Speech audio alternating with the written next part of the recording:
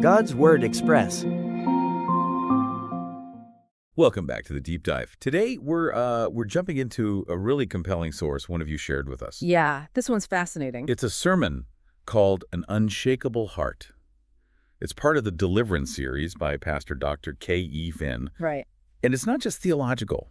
It's really a framework, right, for building this extreme mental and spiritual resilience. Exactly. Through what the source calls radical self-control, our mission today is to really unpack this idea.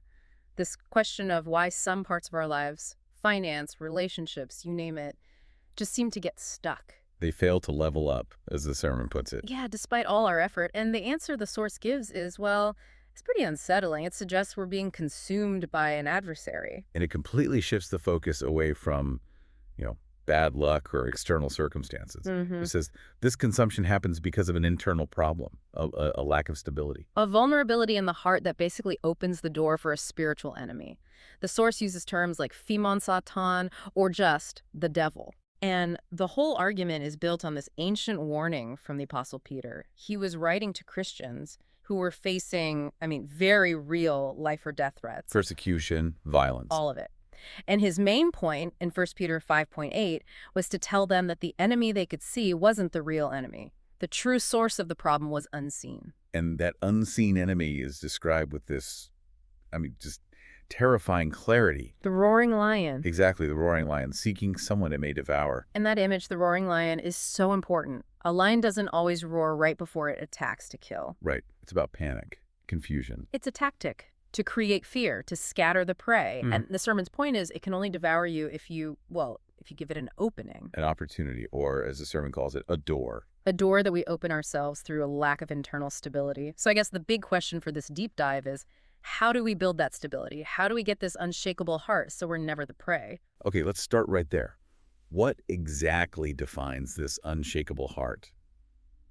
It sounds like it's more than just being tough. It is. It's not just about endurance. It's about active vigilance. It's a state of being where you don't leave that door open, not even a crack. So how do we understand that state? To really get it, we have to look at the original Greek word Peter used in that verse. Okay. It's a word that gets translated into English as be sober. Right. Or in the Thai context of the sermon, it's about having a stable heart jai nak nayan. And the Greek word is?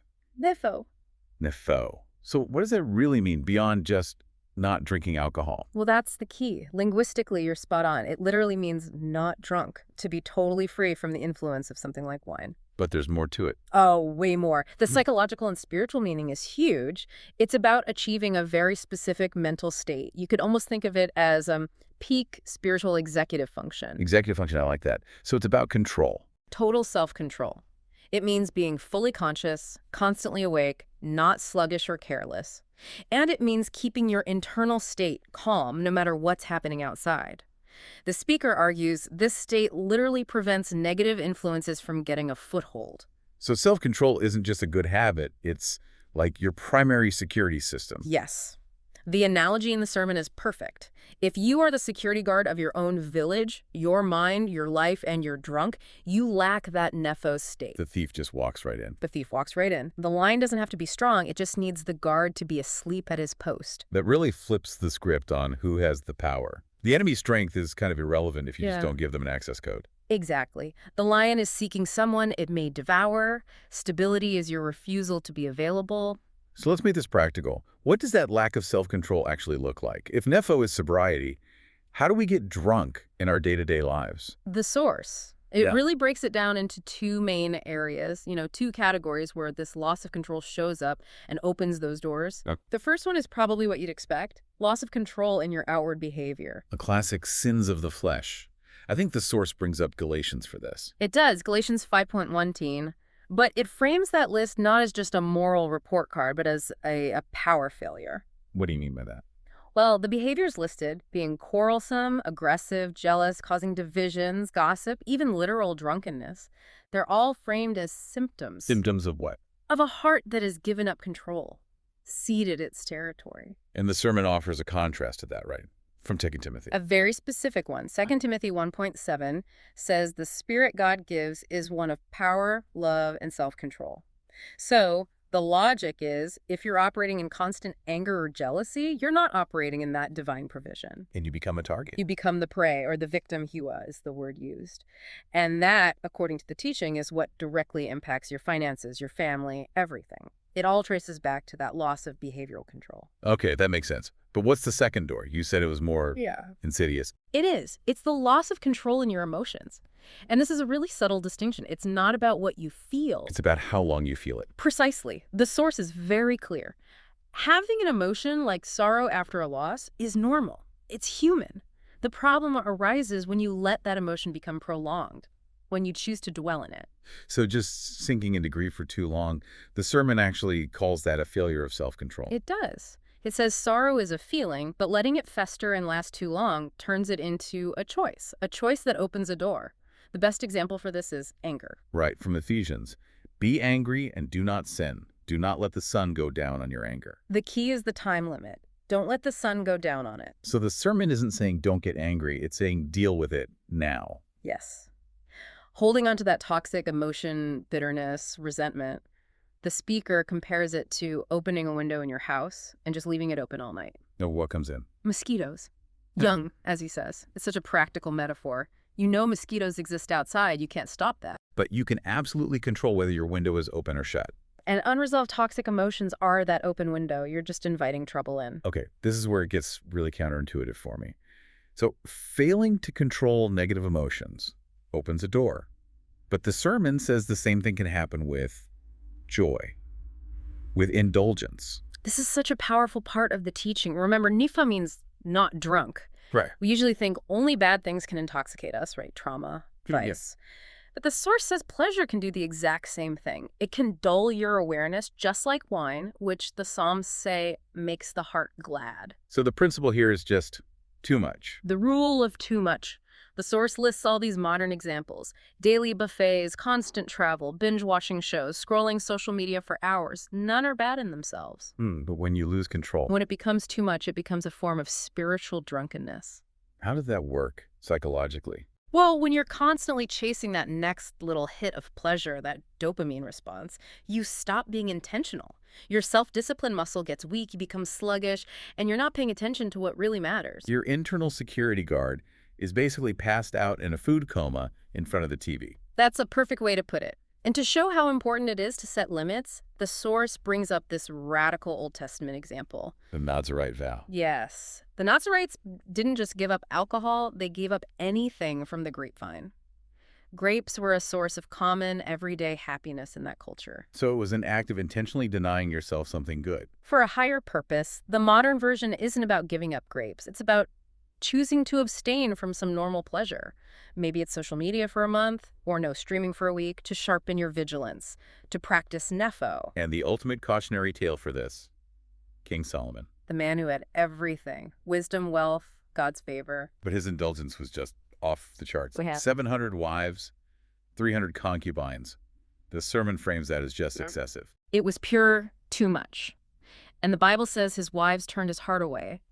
It wasn't an enemy army that brought him down. It was an excess of a good thing, companionship, pleasure, that just eroded his stability until he lost control. So it proves that an unshakable heart needs limits, even on the good stuff. Absolutely. Okay, so if the target is the heart, and the points of entry are these areas of lost control, we need to talk about the heart itself. The sermon uses a few really strong metaphors to define it. Yeah, let's get into a couple of those because they really connect to our daily choices. The first one is the heart as soil, from the parable of the sower. Right, the 4 types of ground. The hard path, the rocky soil, the thorny ground, and the good soil. So what's the big takeaway there?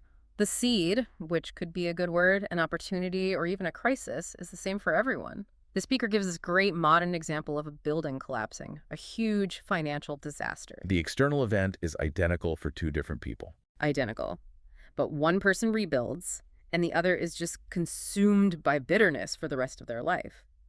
The difference isn't the event, it's the quality of the soil, their heart, that they had before the crisis. So you can't avoid the crisis, but you can prepare the soil. The crisis just reveals what was already there. You got it. Which connects perfectly to the next big metaphor. The heart as a storehouse, from Luke 6.45. What is in the heart is what comes out of the mouth. Yeah. So this is about controlling your input. Radical input control. If you fill your storehouse with junk gossip, negativity, cynicism, that's what's going to come out of your mouth. The speaker has this great Thai analogy about seeking out pook, which is a type of taro. So if you're always digging for dirt on people, You're filling your storehouse with things that will rot. You have to actively guard what you listen to, what you take in. which reminds me of that last really powerful image the sermon uses to describe the heart. The heart as a fragile source. From Proverbs 4.23, above all else, guard your heart, for it is the wellspring of life. And the analogy used is, it's like a priceless vase, right? Yeah, exactly, like a fragile Chinese vase worth hundreds of millions of baht. Something that requires constant, careful attention, because the enemy isn't trying to just smash it with a hammer. It's an artful attack, a slow erosion of your self-control that you might not even notice. It's not about one big battle, it's about persistent, daily maintenance. Guarding your heart is a full-time job. So let's tie this all together. This deep dive shows a single, powerful message. Your stability, your success, your resilience. It all comes down to the quality of your heart and maintaining that state of nepho, that sober self-control. And the sermon ends with this very direct, almost confrontational challenge to you, the listener. Stop being a victim. And a victim, in this context, is someone who feels powerless, someone who lets the outside world dictate their internal state. Right, so the size of your debt, the pain of your breakup, that doesn't get to decide your future. What decides the outcome is the quality of your heart and the choice you make right now to be strong and courageous. The source argues that even after a total disaster, you still have the choice. You can become spiritual garbage or you can become excellent. But the control is always, always internal. So if self-control really is the gateway to this unshakable life, it leaves you with a pretty challenging thought, doesn't it? Think about your own life. What's that one seemingly small indulgence, that extra hour of binge watching, that habitual complaint, that little piece of unresolved anger? The thing you treat like a low-power warning light. Yeah, exactly. But what if it's not a warning light? What if that's the door you've left wide open for the adversary? What if that's how the lion gets in? Today we learned the cost of leaving that window open. We hope this deep dive into Pastor Dr. Caven's sermon provides you with the framework to close those doors. We'll talk to you next time. God bless you. God bless you.